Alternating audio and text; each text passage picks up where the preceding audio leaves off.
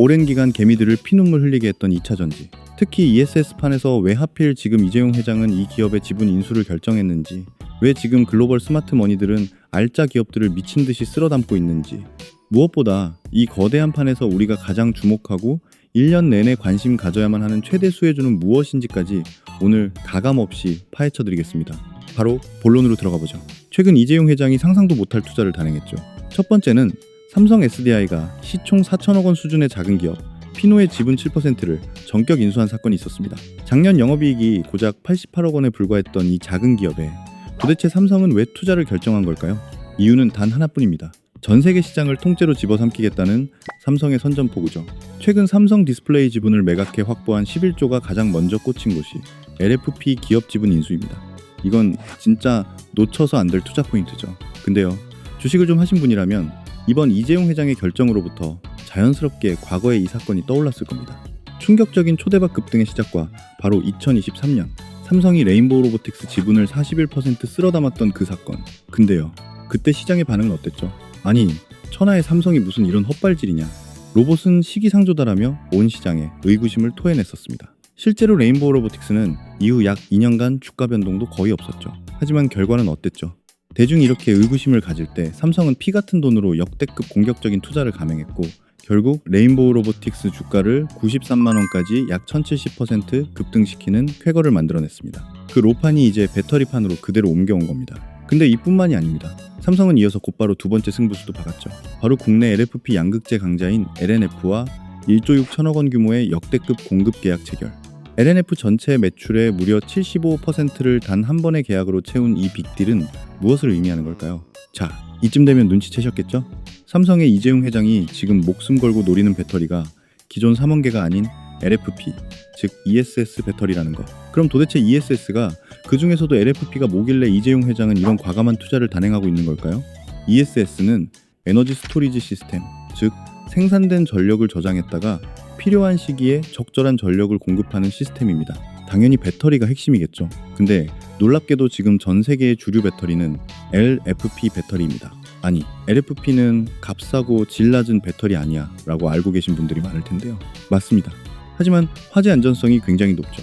생각해보세요. ESS는 데이터 센터 바로 옆에 무조건 설치가 됩니다. 데이터 센터는 단 한순간이라도 전기가 끊기면 천문학적인 피해가 발생하니까 ESS가 필수죠. 그런데 ESS에서 갑자기 화재가 발생한다? 이건 진짜 엄청난 리스크죠. 그래서 ESS는 지금 현존 최고로 안전하고 값싼 LFP 배터리가 주류이고요. 이런 상황에 지금 이 순간 삼성이 궁극의 LFP 배터리 밸류체인을 완성한 겁니다. 전 세계 LFP 전구체 시장의 25%를 점유하고 있는 CNGR 계열의 피노를 인수해서 전구체를 만들고, 그걸 받아서 LNF는 ESS용 LFP 양극재를 만들고, 또 그걸 받아 삼성 SDI가 ESS용 LFP 배터리를 최종 완성시키는 구조입니다. 이렇듯 삼성을 비롯한 글로벌 빅테크 기업들과 스마트 머니들은 ESS 섹터를 대거 쓸어담기 시작했고, 과거 에코프로의 45,000% 폭등의 대자비, 아니 그 이상도 될 수 있을 거라는 전망이 나오고 있죠. 그럼 도대체 지금 ESS판에 무슨 일이 터지고 있길래 이러는 걸까요? 지금부터 제가 하는 이야기만 잘 이해해도 판은 끝납니다.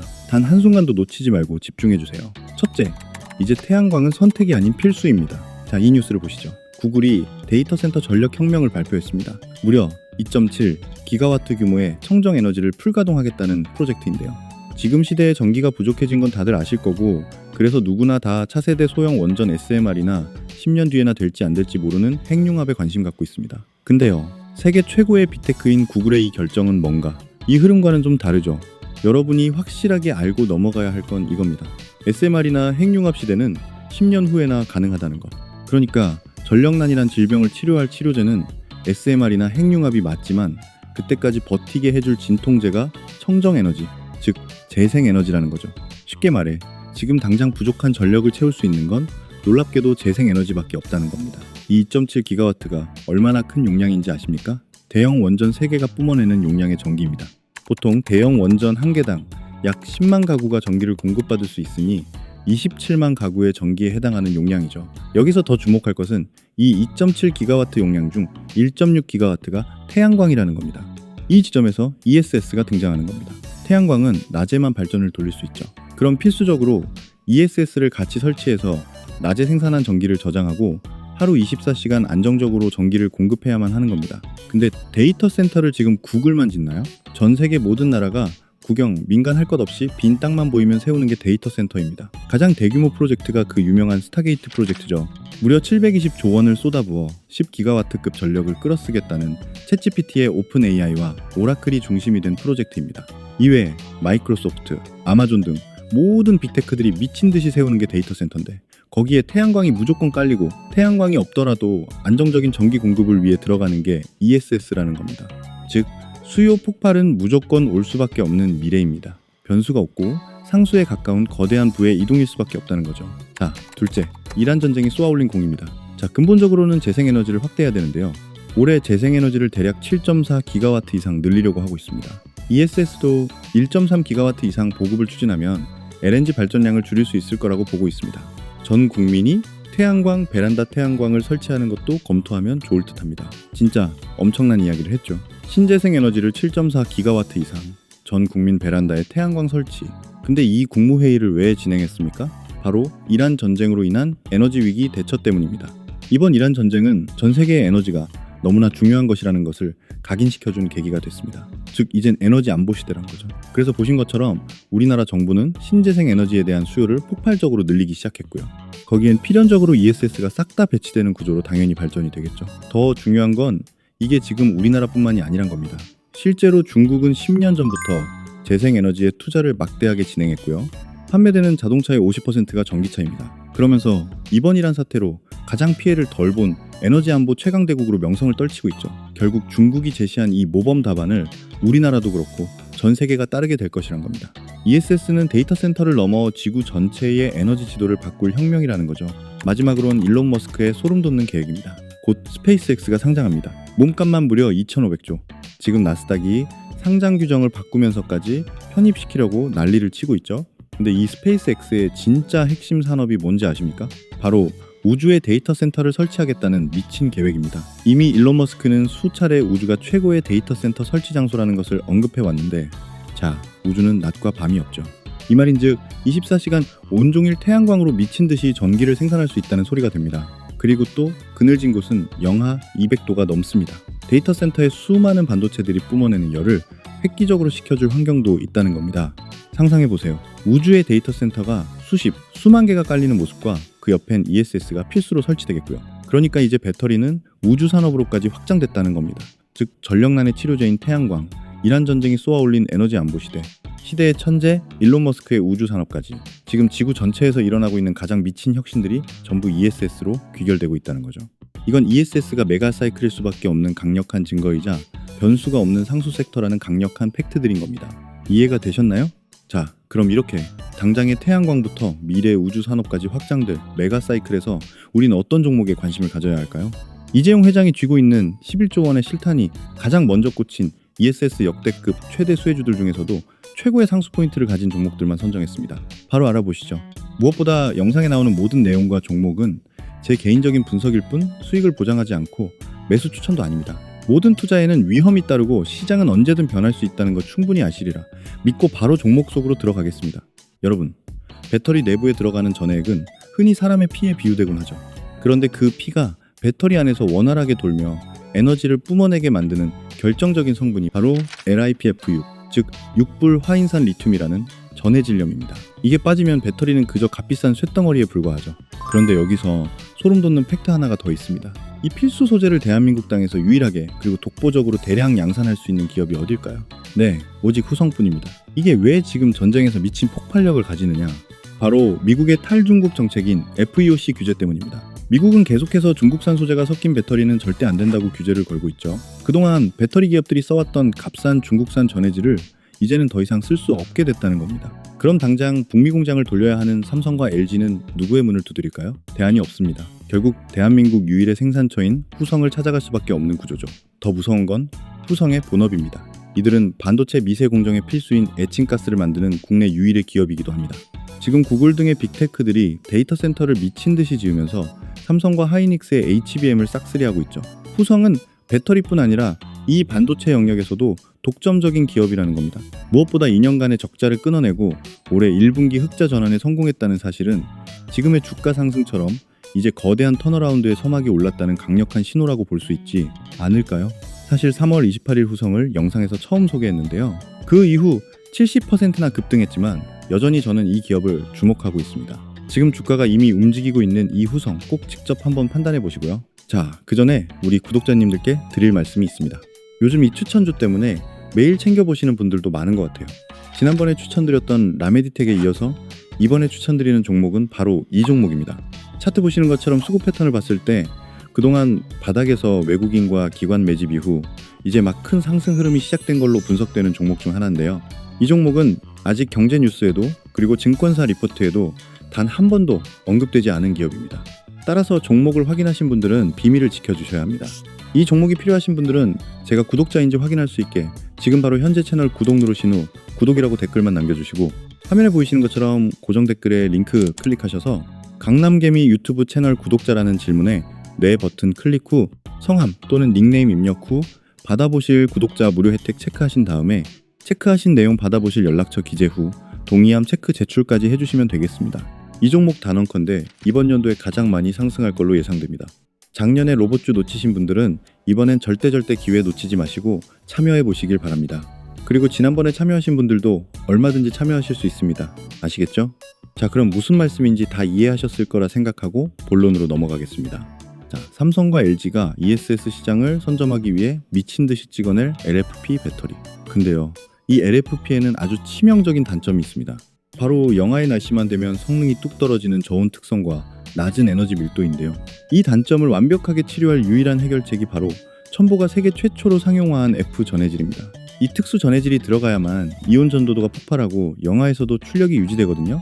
이게 무슨 뜻이냐? 삼성이 앞서 구축한 LFP 라인을 돌리든 LG엔솔이 고출력 ESS를 만들든 이 첨보에 F 전해질이 안 들어가면 배터리가 가혹한 환경을 버티지 못한다는 겁니다. 삼성 SDI, LG엔솔, SK는 물론이고 글로벌 1위, 중국 CATL의 테슬라까지 전 세계 배터리판을 쥐고 흔드는 톱티어들이 싹 다 첨보의 전해질을 씁니다. 엄청나죠? 근데 더 중요한 것은 배터리는 화재 위험 때문에 한 번 검증된 핵심 공급사를 절대 함부로 못 바꾼다는 것. 즉 첨보는 변수가 거의 없는 상수 종목이라는 겁니다. 여기에 결정타가 하나 더 있습니다. 바로 압도적인 원가 절감과 미친 증설. 첨보는 남들이 비싼 원료를 쓸 때 독자 공법으로 제조 원가를 무려 50% 낮추기 위해 지금 새만금 공장에 약 5천억 원 이상을 투자하고 있고요. 이 미친 원가 경쟁력을 바탕으로 고작 1000톤 수준이던 핵심 F 전해질 생산 능력을 무려 2만 1000톤으로 20배 이상 폭발적으로 늘리고 있는 중입니다. 원가는 반토막인데 생산량은 20배가 뛴다. 2026년 이후 실제 벌어들이는 현금 창출력이 미친 듯이 떡상할 수밖에 없는 구조라는 겁니다. 근데 생각해보세요. 첨보의 경쟁력이 무너진 것일까요? 아니면 말 그대로 지연인 것일 뿐일까요? 즉 이건 오히려 기회일 수도 있다는 거죠. 대전쟁 시대에 전 세계 가장 큰 빅테크들에게 통행세를 받는 첨보. 본격적인 2만 톤 증설에 실적 레버리지가 터지기 전 관심을 꼭 가져봐야겠죠. 한번 판단해 보시고요. 자, 우선 지금까지 첨보 후성을 알아봤습니다. 여러분, 판단엔 어떤 기업이 더 메리트가 있어 보이나요? 제 생각은 핵심 소재는 점점 구글, 오픈 AI, 테슬라 등 데이터 센터와 우주 산업을 장악하려는 빅테크들까지 무조건 쓸 수밖에 없는 필수 생존템으로 밸류체인 내 모든 독점 기업이 수혜를 얻을 것으로 판단합니다. 시장 자체가 어마어마하니까요. 근데요, 여러분 진짜 상상도 못할 게임은 지금부터입니다. 자, 핵심만 말씀드릴게요. 여러분은 도대체 왜 테슬라를 비롯한 빅테크가 로봇을 쓰고 휴머노이드를 만든다고 보십니까? 단순히 공장에서 쓸 거면요, 그냥 쉽게 이동할 수 있는 바퀴와 도구랑 결합되는 구조의 팔목만 있어도 충분하거든요. 굳이 어렵게 손다리를 만들 필요가 없죠. 그런데 일론 머스크를 포함한 전 세계 빅테크들은요, 로봇이 인간의 노동을 100% 대체하는 것을 목표로 하고 있습니다. 일하지 않아도 되는 풍요로움을 꿈꾸는 거죠. 그래서 필연적으로 사람을 닮을 수밖에 없는 겁니다. 이 지구상의 모든 것은 사람에게 맞춰져 있으니까요. 그래서 사람 손을 구현하려고 필사의 노력을 하는 중이고요. 그럼 로봇 손 말고 또 뭐가 필요하겠어요? 생각해보세요. 사람은 비효율적이죠. 밥 먹어야죠. 자야죠. 아프면 쉬어야 합니다. 하지만 로봇은 배터리만 충전돼 있으면 24시간 쉬지 않고 일합니다. 생산성 자체가 비교 불가 수준으로 폭발하는 거죠. 그래서 배터리가 정말 중요한 건데 현재 배터리엔 치명적인 단점들이 있다는 게 문제인 겁니다. 자, 지금 나온 배터리들은 과연 극한의 환경에서 버틸 수 있을까요? 다들 경험 있으시죠? 한겨울에 배터리가 나가서 차 시동이 안 걸린 경험요? 로봇도 똑같습니다. 지금의 배터리 기술로는 추운 나라, 덥고 습한 나라 등의 극한의 환경에서 사용은 어림도 없습니다. 노동을 시켜야 할 수억 원짜리 로봇을 공장 안에만 귀하게 모셔둬야 한다는 거죠. 게다가 더 무서운 건 화재입니다. 자, 보시면 미국 피규어 AI의 로봇이 집안일 하는 모습입니다. 기가 막히죠? 이제 곧 우리 집에서 아이들과 함께 살게 된다는 건데, 만약 이 로봇이 배터리 충전 중에 집안에서 펑 하고 터진다면요, 이건 가전제품이 아니라 집안에 시한폭탄을 끌어안고 사는 것과 같습니다. 그래서 지금 빅테크들이 목숨 걸고 절대 안 터지는 배터리를 찾는 거죠. 마지막으로 기업들이 목숨 거는 핵심은 에너지 밀도입니다. 쉽게 말해 밀도가 높아서 작고 가볍지만 오래가는 배터리를 만든다는 건데요. 로봇도 사람처럼 수많은 관절로 움직입니다. 근데 우리가 무거운 배낭을 메면 조금만 걸어도 금방 지치고, 다리가 아프듯이 로봇도 배터리가 무거우면 연비가 떨어지고 관절 모터가 다 망가집니다.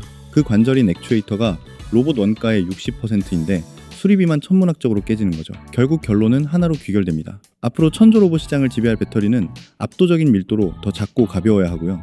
쉽게 터지지 않는 안전성은 기본이고, 충전 속도도 지금보다 몇 배는 빨라야 합니다. 거기에 영하 40도, 추위도 견디는 괴물 같은 배터리가 필요한 거죠. 그게 바로 전고체 배터리입니다. 즉, 이건 선택이 아니라 꼭 가야 할 미래, 변수가 아닌 상수라는 거죠. 지금까지 우리는 천조 로봇 시장의 핵심은 전고체 배터리라는 것을 확인했습니다. 자, 여기서부터가 진짜 중요한 내용입니다. 왜 지금 당장 이 정보에 주목해야 하는지 말씀드릴게요. 26년 하반기는 전고체 배터리의 원년입니다. 즉, 선두권 기업들의 본격적인 상용화가 마무리되는 시점이란 뜻이죠. 주식시장은 항상 미래를 선반영합니다. 상용화가 본격적으로 시작되면 주가는 이미 다 올라가 있을 겁니다. 그때 매수해봤자 늦었단 얘기예요. 그럼 왜 지금부터 내년까지가 원년이냐? 그 이유는 간단합니다. 지금까지는 기술 개발 단계였고 샘플을 테스트하는 단계였다면, 이제는 양산에 들어가는 시점이라는 겁니다. 실제 돈을 벌 시기가 다가오고 있다는 뜻이죠. 그럼 어떻게 상수 투자 포인트를 찾을 수 있을까요? 정답은 이 중요성을 가장 먼저 알고 대응한 대기업들이 지금 어떻게 움직이고 있는지, 그 살벌한 전쟁터의 승자는 누가 될지라는 부분에서 찾을 수 있습니다. 가장 먼저, 그리고 반드시 주목해야 할 기업은 단연 삼성 SDI입니다. 2027년 양산을 목표로 이미 글로벌 고객사도 다 확보한 상황인데요.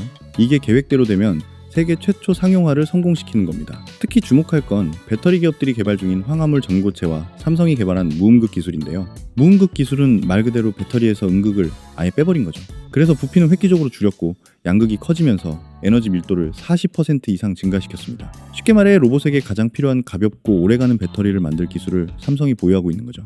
그리고 너무나 중요한 황화물 소재에 대해 알아볼 건데요. 핵심만 말씀드릴게요. 전고체 전해질 소재는 황화물, 산화물, 고분자계가 있는데 황화물계가 가장 에너지 밀도가 높습니다. 그만큼 만들기가 어렵고요. 그래서 이 황화물 소재를 만드는 기업이 시장에서 정말 크게 관심을 받게 될 건데, 제가 진짜 깜짝 놀랐습니다. 제 영상 댓글이나 다른 커뮤니티를 보면 삼성이 기술을 실패해서 미국 솔리드 파워한테 전고체 소재를 구걸한다는 말도 안 되는 찌라시가 돌고 있습니다. 딱 잘라 말씀드릴게요. 잘못된 정보입니다. 제가 여러 번 소개해드리기도 했는데 삼성 SDI와 BMW 그리고 솔리드 파워가 협약 맺은 뉴스 많이들 보셨죠?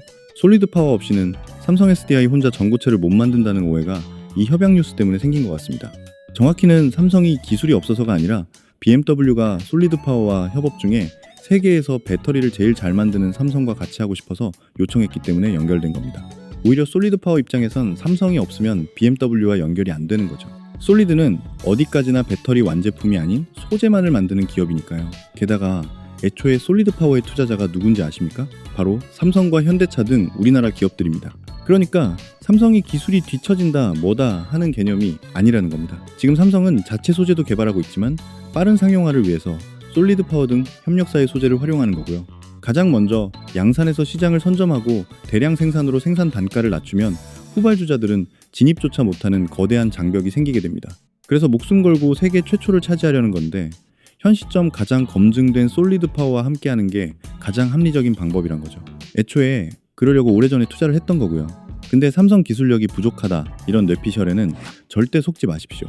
오히려 굉장히 전략적인 겁니다. 그럼 경쟁사 상황은 어떨까요?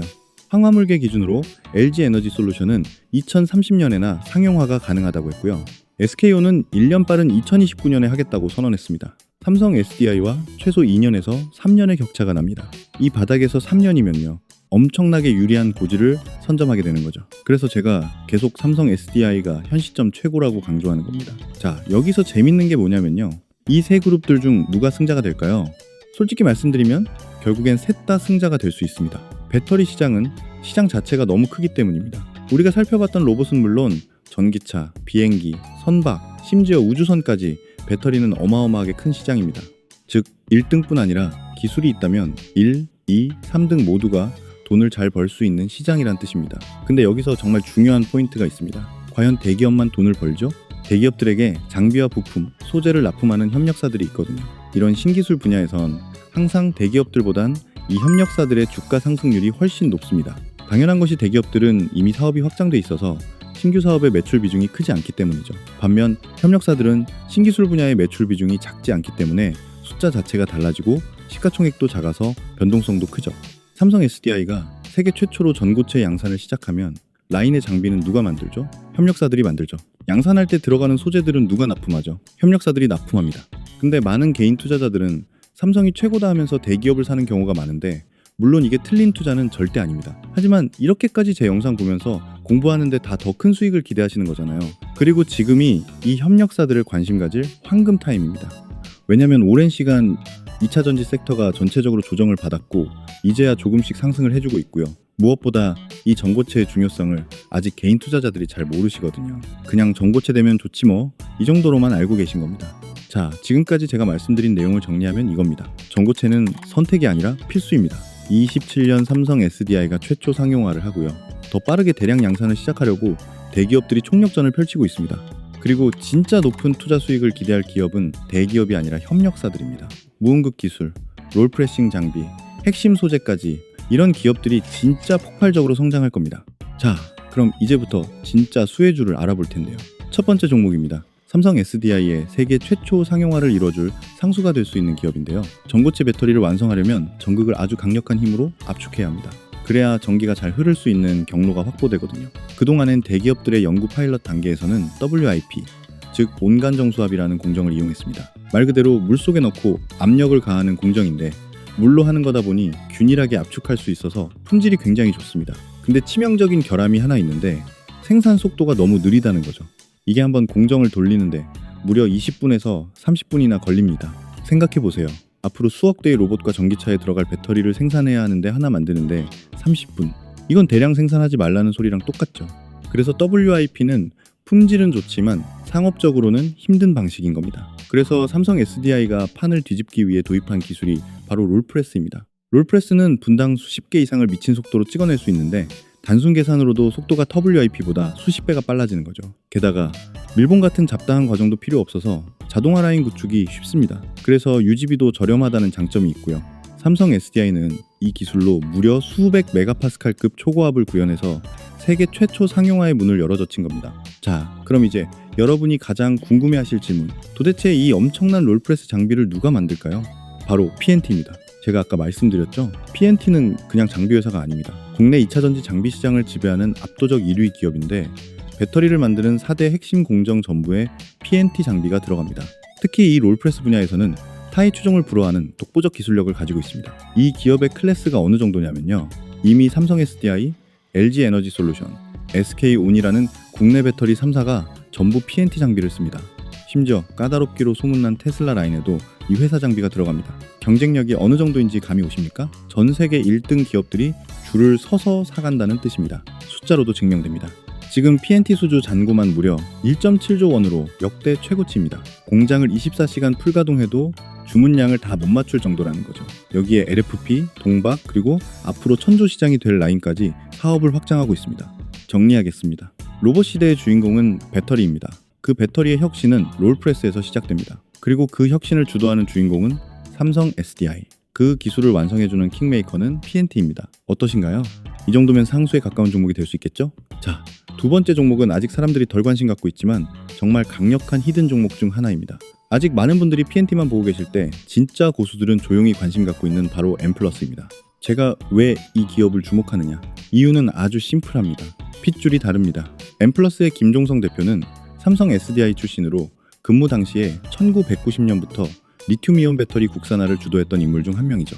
누구보다 삼성의 시스템과 공정 등 핵심을 잘 알고 있는 사람이라는 건데 주식시장은 항상 이런 썰을 좋아하죠. 하지만 이건 어디까지나 삼성과 연관됐다는 썰일 뿐이고요. 실제로 엠플러스는 2차 전지 조립 공정 전체를 턴키 방식, 즉 통째로 제작할 수 있는 세계 유일한 회사입니다. 배터리 기업 입장에선 장비마다 따로따로 업체를 부르는 것보다 공정 전체를 한 번에 최적화해 줄 수 있는 M+를 선호할 수밖에 없는 구조인 거죠. 팩트를 보면요. 이미 미국의 글로벌 전고체 스타트업의 조립 라인을 수주했고요. 경쟁사인 LG 에너지 솔루션의 전고체 파일럿 라인에도 조립 장비를 공급한 것으로 파악되고 있습니다. 이미 전고체 시장에서 기술력을 검증받았다는 뜻이죠. 그리고 진짜 핵심은 따로 있습니다. 아까 제가 전고체 대량 생산의 가장 큰 난관이 느린 생산 속도라고 말씀드렸죠. PNT가 롤프레스로 이걸 해결하고 있다면 M+는 초고압 프레스와 다단 롤프레스로 이 병목 현상을 뚫어내고 있습니다. 정리하겠습니다. 양극재 국산화 신화를 주도한 삼성 SDI 출신의 CEO가 이끄는 삼성의 DNA를 가진 기업, 세계 유일의 조립 공정, 턴키 능력, 그리고 전고체 양산의 핵심인 초고압 프레스 기술까지. 어떠세요? 남들이 아직 잘 모를 때 미리 관심 가질만 하겠죠? 자, 우선 지금까지 PNT와 M+를 알아봤습니다. 여러분, 판단엔 어떤 기업이 더 메리트가 있어 보이나요? 제 생각은 전고체 양산의 패러다임을 바꿀 롤프레스 대장주가 펀더멘탈 면에선 좀 더 묵직한 선택지일 수 있겠고, 삼성의 DNA와 세계 유일의 턴키 역량을 준 M+는 가벼운 시총으로 액티브한 주가 변동을 원하는 분들에게 더 좋은 선택지가 될 수 있을 것 같습니다. 남들에게 다 알려지고 뉴스 터지고 나서 고점에서 물리지 마시고 지금 바닥에서 조용히 관심 가질 마지막 기회 놓치지 마십시오. 지금 바로 댓글창 여시고 고정 댓글 확인하시길 바랍니다. 그럼 오늘 영상은 여기서 마치겠습니다.